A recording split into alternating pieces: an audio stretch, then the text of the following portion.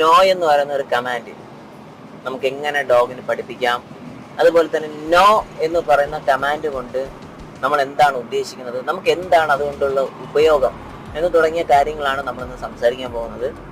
ഒരു ട്രെയിനിങ്ങിന്റെ ഏറ്റവും പ്രധാനപ്പെട്ട ബേസ് എന്ന് വേണമെങ്കിൽ നമുക്ക് പറയാം.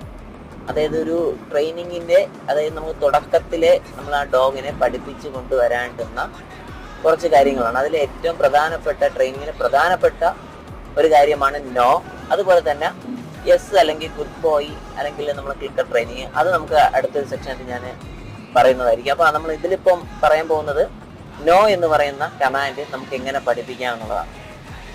അപ്പോൾ ഇതിൽ നോ എന്ന് പറയുന്ന കമാൻഡ് എന്ന് പറയുമ്പോൾ നമുക്ക് 2-3 കാര്യങ്ങളുണ്ട്. അതായത് അതിൽ ഒന്നാമത്തെ ഒരു കാര്യം എന്ന് പറയുമ്പോൾ, നോ എന്ന് പറഞ്ഞാൽ ഒരു ഡോഗ് ഒരു കാര്യം ചെയ്യുമ്പോൾ അത് നല്ലതാവട്ടെ ചീത്തയാവട്ടെ